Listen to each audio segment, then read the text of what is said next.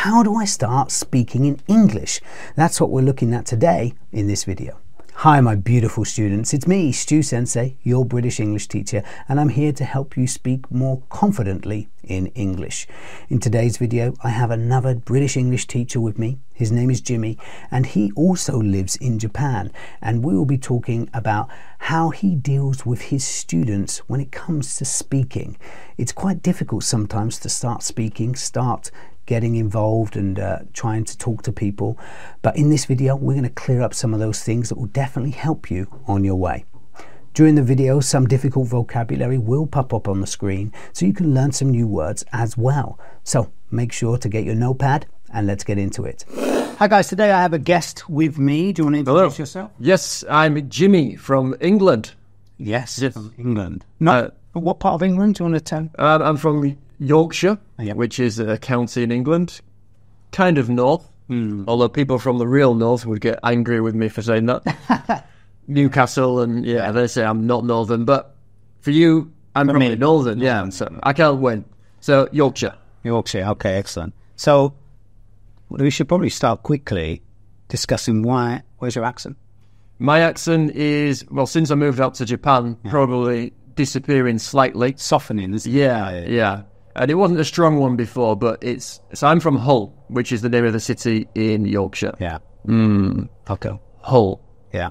So, as you can see, like both of our accents have softened quite a bit. One since moving and two becoming teachers, I think. Yeah, definitely. Yeah. So today we're both in Japan, and we know it's not just in Japan, but a lot of places in the world as well. Many people struggle to to have a conversation with someone, or even struggle to start practicing speaking on their own. So what tips and tricks tricks is probably the wrong word, but what tips do you give to your students? Well, for practicing on their own or just in general? Well, what do you get them started? What do you think helps get someone out of that funk? Yeah, well, first and foremost, if you don't have any English ability, if you don't know any phrases, you don't even know much beyond hello, then obviously learn some basics. Just memorize some basics, I would say. And you can practice those alone. You could even use AI to practice with ChatGPT. ChatGPT, I don't know if you've tried it. Yeah, you have tried stuff like that, but it's difficult for beginners. It doesn't slow down. It's good if you're already intermediate. So back to for the beginners, memorize some basic phrases and then just find a speaking partner, which maybe opens up another can of worms. Yeah, I mean, speaking partner's the trickiest one, isn't it? For many people, it's like taking that big step. It's kind of like when you want to go for a promotion at your job, you know. You don't want to tell your boss maybe you deserve a pay rise or a promotion and then get fired. It's scary, yeah. Risky. So, similar with, taking that jump from doing it on your own. But completely agree on the best thing to do is at least start on your own. Even if you haven't got much skill, at least try your best to repeat. A lot of polyglots and a lot of advanced language learners start from the very beginning, from zero. Yeah, so if you think, well, if I did have somebody to speak to, what am I going to need to say? So it's basic greetings, hello, goodbye, how are you, blah, blah, blah. And then stuff like, where do you live, I'm from, just basic stuff. And then, so that you could have like a 2-minute conversation. And then just say, anyway, see you next time. If you've got those phrases, you can have a conversation. Yeah. That's more than enough. Plus a bit of just confidence helps. Not being afraid to make mistakes, use gestures, and just get by. Sometimes that confidence comes from experience, which you can only get by having a bit of faith. By doing it. Yeah, and courage. Yeah. So sometimes you have to just go for it, because where you're at now, maybe you will never move forward if you don't start, and then you'll get to in your 60s, and then you're like, I wish I started when I'm 35. 36, nearly 37. So, and if we think about when we're in school and we say, I wish I did this thing when I was in school, you don't want to have that when you're 60 because there is no reverse, is there? So, it's exactly. So yeah, finding a language exchange partner, or you don't have to find friends, because finding a friend, an actual friend, you can't just quickly make, Yeah. it's difficult. But you can find somebody to speak to. Sometimes it's difficult. It might be scary or a bit daunting to speak with a native speaker. Yes. Because you might feel like you're slowing down the conversation, holding them back, and not being very interesting. And to be fair, at first, you're probably not going to be very interesting because you haven't got the language. Yeah. So what I always recommend is two options.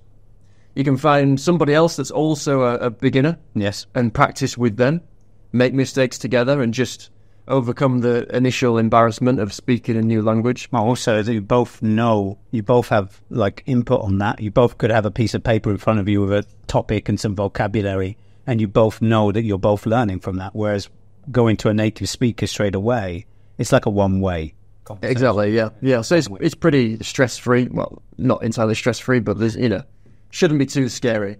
But then if you go for a native speaker, and this is what I would do, if I was learning a new language, I would want to speak to a native speaker, and I wouldn't want necessarily to have to pay them every time to speak to them. So I would find a native speaker, a native English speaker who wants to learn your language. An exchange, yeah. And then it doesn't matter whether they're really advanced. It doesn't matter about the level, because if you've got 20 minutes, you find them online on Hello Talk or Tandem or wherever, Meetup, and you just agree to speak to them for 10 minutes, and you say, okay, 5 minutes English, 5 minutes, whatever your language is, and then it's a win-win. 100%. It doesn't matter how good your English is, you're not holding them back. No. They're there to help you, and it's just like an exchange, so. Yeah, definitely so. I think that even before, maybe if you're struggling to, speak to a native speaker, you can be doing stuff at home to at least start you off the ground anyway. And one little trick, once you get used to doing that practice at home, because I think that's essential. The practice at home is really essential, because what a lot of students do when they come to me is they think that one lesson per week is going to solve all of their problems. But if anything, one lesson can give you two things: information and maintain. Yep. To really progress, you have to take the workload on yourself and be committed to it. It has to be something you want to change. It's like going to the gym. Once a week is not really going to do anything. No. But, if you go maybe 3-4 times a week, you might see some progress. Maybe I'm not the best person to give advice on this, but, or same with a diet, yeah. Yeah, it's the same. And a regular part. If you're going to, and it's a good idea to have a tutor as well. Yeah. And if you're going to pay money and you're invested into turning up once a week with a teacher, then if you put in the work before and after and come with questions, come with things that came up that you need help with, you're going to get so much more value from that lesson than if you just turn up once a week. Yeah, 100%. I have one student who loves accents. Right. Okay. And he comes to me with videos of, he's the only student I have who does it, but he comes to me with videos of specific things that he's watched on TV. And like, he's quite advanced, so his is like, even for me, I'm trying to decipher some of these accents. These are really broad accents, like what? Like a really broad, like farmer who lives in the middle of nowhere in Ireland. Oh, okay, yeah. So Irish already, I'm a bit weaker on because I'm not exposed to it, and that's what we should always remember, especially as students, your exposure level, how much you're exposed to something. But also, his style of speech, it's a kind of slurred as well. So there's he's not really thinking about communicating with many people regularly. No. So his communication skills are not high. And that's another thing to remember, is it's not always your communication skills that are the problem. It's sometimes the other person. Yeah. It's not such a good communicator as well. Yeah, the communication's a two-way thing always. So sometimes people get it's kind of like public speaking. You get so worried about what you're saying and how you feel and whatever. But if you think about actually getting your point across and kind of working with the audience or working with your speaking partner, it's a two-way thing. They're there to help you, to help each other understand each other. Yeah, 100%. And the presentation's a good one. Again, I got another student who's doing presentation work. She's going to be in a seminar in Malaysia soon. And the key thing for presentations, if you even in a small group at work or a big thing that she's doing, is preparation. Yeah. And the preparation for your English lesson with your tutor or your conversation with a native speaker or any person in English, it's the stuff you do beforehand. So you have to have this relatively daily, let's say, work schedule, practice schedule. It can be start off as 15 minutes, but the goal is just like when you're doing weights, maybe you do 15 reps of and 3 sets of like a small weight, like 5 kilograms to start you off. But then gradually over time, you're going to build it, aren't you? Eventually you want to get to 20, 30 kilos when you're of weight, depending on what you're doing. And the same thing with English, just it's time. Time. Patience and persistence. Patience and consistency. Persistence. Yeah. Patience. You always get there in the end. You always improve if you just don't stop and you keep going. And regular is better. Yeah, 100%. And people, what a lot of students do is they're like, I'm really weak on this obscure topic I've never thought about even in my own language. Like politics comes up a lot. Right, yeah, I'm terrible at that. Yeah, in English, yeah. So even in English, Japanese, if you're not interested in that thing, you're not gonna want to find that information in your own language. Then don't expect to be good in the language you're learning. So. Yeah, find what you are interested in. Yeah. And then you want to be reading stuff about that or listening to stuff about that. And then because you're interested in it, that's the consistency. You won't necessarily have to force yourself to study 15 minutes a day because you're actually interested in what you're watching. You might be enjoying watching like a cartoon or whatever, or you might like reading the news or that kind of thing. So you got to find something that you could enjoy doing. Yeah. If you're interested in politics, definitely do it. Yeah. But if it's something you think about once a month, I don't think you need more than intermediate level vocabulary, in my opinion. No. I don't think you need to think. If it's something you think about once a year, basic is fine. That's what we do in our native language. Like, we know more about terminology around English teaching because we're English teachers. Yeah. But if we're going to talk about rocket science, terminology, I don't know anything. So... Yeah. And I forget a lot of... Yeah, exactly. So I used to work in construction, flooring. So I used to know all of the words for that. And now if I heard it, I would recognize it and think, oh yeah, what does that mean? Oh yeah. I'd maybe remember it, but I couldn't come out with it. Yeah. It's just, I just don't use it. Yeah. You know. So that's interesting. So it's like a regression in the recall for you because you don't use that vocabulary anymore. Yeah. Well, that's the same with everything in language. So if someone says, I feel like my English is getting worse, common example is they move to the UK, then come back to their native country. Yep. It's because your exposure level's gone down, isn't it? Yeah. So that's where that practice, if you've set up that practice where you're doing, say, 15 minutes a day, 20 minutes a day, hopefully eventually you get to a dedicated hour a day, and just really nice for advancing quite quickly, relatively quickly, then that's going to help you really push forward. Yeah, definitely, yeah. And I have, because I did French and Spanish at university level, so I know that feeling. When I was doing a homestay in France, after 8 to 9 weeks, I was really feeling pretty fluent. Then I spent a year in Spain, so my French went back down to where I was in high school. Yeah. It was like that. It's there. It's just like an attic, I think. Yeah. Dusty box in an attic. It's somewhere. But yeah, it's very dusty. And I'm sure with a few weeks, if I went and lived with a French family now, a lot of it would come back to me. Same with Spanish. So, but yeah, you just got to bring it back to life. Yeah. Yeah, but you need a need for it as well. So otherwise, it is very difficult to maintain. If you're doing it just to study for long term, unless you really enjoy studying.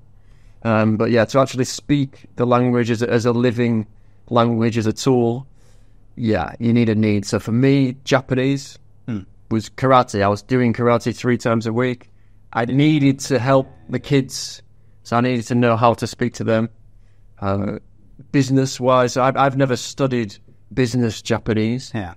But I've got a business. I was in business groups, and then just naturally, at first I had no idea, and then picked it up naturally. You didn't study it, so it just was filtering in through the situations very naturally. And also, I needed to know how to say something. So maybe, but like check out memo. That's a bit So I was actively soaking it up. Yeah. And then passively soaking up probably 90% or more of it. But we're not talking about like whipping out a textbook on business Japanese. Not once. Yeah, so it's more like, oh, this came up in my situation many times. I need to learn these words. Yeah, and actually more naturally, certain words, you come across them so many times. It takes a lot of times, and then maybe 10 to 20 seconds, and then you grasp what it means. You don't even have to look it up. You've just heard it so many times in the different situations, and then that becomes your own. You've heard it, so you can confidently, or at least try and use it yourself. So I think that for the business vocabulary, it's a lot more difficult than if we take like some basic vocabulary like this. Okay, there's a coffee here.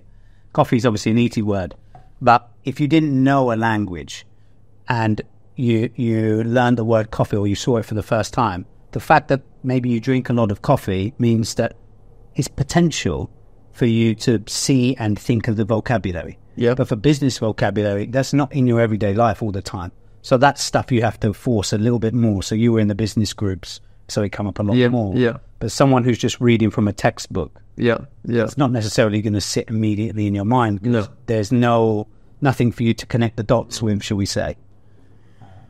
Yeah, more often than not, though, it's just so much more fun and natural just to do what. So if you want to, use English, if you want a job that uses English, maybe that's difficult because, before the interview, they would expect you to have a certain level. So you might have to study in advance for that. But normally speaking, if you just do it and start as a beginner and be comfortable.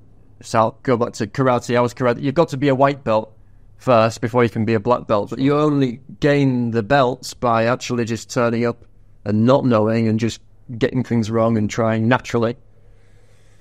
Yeah, so that's definitely my recommendation. Yeah, 100%. So you can be doing some practice. Anyway, back to the speaking. You could be doing some practice like some kind of like even reading aloud as a basic thing. You could be having an audio book and reading, and then like have the audio book and the physical book or Kindle version, whatever. Yep. And then read and say with the person, doing some shadowing with an audio book. Yep. You could do shadowing exercises. And all of this stuff is relatively simple to do, actually. Yep. And it's not just about, I think because in school we're taught you must learn something new, you must get 100% on tests, and you must learn these new things and take in the data. Like we think we have to do that with language. But actually, a lot of it's maintenance work and making yourself the recall to be a lot faster, so that when you go into a conversation, and like we said at the beginning, it's difficult to speak. And when you hear a question and you can't think of what they've said, or you can't work out what to say next, it's because once you get to a certain level, it's automatic. Like, what's your name? My name is... Yeah. You don't even think, do you? Yeah. Nice to meet you. Like, has anybody ever forgotten had to check in the dictionary what nice to meet you? No, everybody just knows it. Yeah. Or hello, or like... It's in that first lesson. Yeah, exactly, yeah. So that's the thing. Like, you need that maintenance work to build the recall as well, to make it faster. So then it's almost autonomous. Yeah, definitely, yeah. I'm just trying to think back to when I was learning, because I did French and Spanish at school, so that was like school lessons. Yeah. Probably like everybody else has already experienced. For me, with the Japanese, well, first of all, I came over, I was in Japan when I started learning, so I had some speaking opportunities during most days, and I had lots of listening opportunities. But in my own free time, I had textbooks to just really speed up the process in picking up the basics, so how to tell the time, general greetings, and just really basic stuff. Often textbooks might not be the most natural way to learn a language, but it really can help speed up just numbers and stuff like that. Because if you wait to pick up numbers naturally, you're not going to hear all of the numbers enough times for you to remember naturally. So a textbook is like a path, isn't it? I think that's the key thing. And anybody who starts a language from zero, the first thing they want is a textbook, so you have a journey. You can map it out. But actually, I think when you get to like intermediate to advanced, textbooks are more reference than a pathway, because everybody's pathway is different after basic vocabulary. Yeah, because you have your preferences or whatever. Yeah, and I would also say, so the important factor in there was that I was in Japan, so I had the speaking and the listening opportunities alongside that. Sure. If you're in your home country and you're trying to learn English, just a textbook, you need something at least got an audio with it so that you can practice the pronunciation, or you're listening to watching a lot of Stu Sensei YouTube videos or whatever it is. You know it. Yeah, so just the textbook isn't great if you're not within the right environment. You have to create the environment. Yeah, exactly. That's the key thing, and that's why, like, I think of making a decision about what you need English for, and picking out the things that you will use most frequently. So then, how can I say it? If you look at any advice from any rich financial person, someone who's made a lot of money, they always say, I work on my strengths to get as good as I can on those strengths, less so on the weaknesses. And it's the same thing. You get to a high level in something that you need, for example, your family, things around your family, things around your job, things around your hobbies, and ignoring all of the weak points like politics, rocket science, for example. Yeah. If you're not interested in those, you don't need to know advanced vocabulary at all. And you become exceptionally good at those, you're going to be fluent in 80%, 90% of your conversation. Yeah. And normally we speak about the same stuff all the time anyway. Exactly. The weather for British people. Again, I'll go back to my... Yeah, exactly, yeah. How bad the weather is. I'll go back to my own experience, and this time in Spanish. So I spent 9 months in Spain as a study abroad program, Erasmus, I think they call it. Is that right? Yeah, sounds about right. And it was just, every time you meet somebody, it's always the same questions. Saying in Japan, it's like, okay, where are you from? Why did you come to Japan? Yeah. Are you married? Like, there's about 4 different questions that they always ask. So as long as you're very hot on those, I used to get called, like, it sounded like I was a native Spanish speaker. Yeah. After the first engagement, and then as soon as I got past that, they realised I wasn't. But yeah, you could confidently, But it builds your confidence is the key thing. And then with that built confidence on the stuff you're good at, you can then begin to branch out, can't you? You can build those speaking skills to a level where you feel, okay, so the thing is, most people have like a negative experience every time they talk because they're just not good enough on the things they need, so they try all of these difficult topics which are irrelevant to their life, even in their native language. But if I told you 40% of the time, let's say 40% of the time you'll have a bad experience, you're probably not going to continue or not want to continue. But if I said, 90% of the time you're going to be successful, that 10% is hardly anything. And it barely weighs on like your psychology, mental stability when you go into a conversation. So you're more willing to try those difficult things when you're very good at the things you need, the things that come up more frequently. And then with more experience, the things that you can do, that's going to grow. Yeah. And you got to accept that actually 100% of the time, something's going to go wrong. You're going to make a mistake. They're not going to understand you. You're not going to understand them. So I would also say, arm yourself with some phrases or questions or phrases to get you out of difficult situations which you're definitely going to go into. So sure. You don't understand something they said, you need to be able to say, excuse me, could you repeat that for me, please? Or, I haven't heard that before. Can you say it one more time? Yeah, or sorry, one more time, or sorry, slowly, please, or what does that mean? Or so maybe 5 questions there, so you could navigate any problematic situation. But many people think like saying slowly, please, or one more time, please, there's like a stigma towards it, isn't there? Like a negative feeling. But I think that if you don't have those, you can't build fluency because you need it. The goal shouldn't be not to use it. The goal should be to reduce your need of it. Yeah. So if you don't ask one more time, please, you will never learn the context of that thing you didn't understand. So then you're always going to need it. Whereas if you learned the thing, it might pop up again and you need to say it one more time, but then it gradually reduces the frequency of needing it. Yeah. And just the important thing, 2 things really, is building a connection with the other person. Yeah. It doesn't need to be a perfect conversation. You can even mix in your own language, whatever. Just do anything with a smile on your face and enjoy making the connection. Yeah. Actually, you don't need to say anything. You could just enjoy being with each other and shaking each other's hand and, okay, I'll get the coffee. And even in your own language, you can both be speaking your own languages and still have a good time. So that's about the connection, which you always need to try and get. And that's kind of irrelevant to the language. Yeah, many people just try and find someone just so they can benefit from learning. Yeah. And it's just kind of forced and not natural. And then the other thing is taking control of the conversation as well, which is actually more important, as if you're a beginner and you've got a lower level, is bring them down to your level.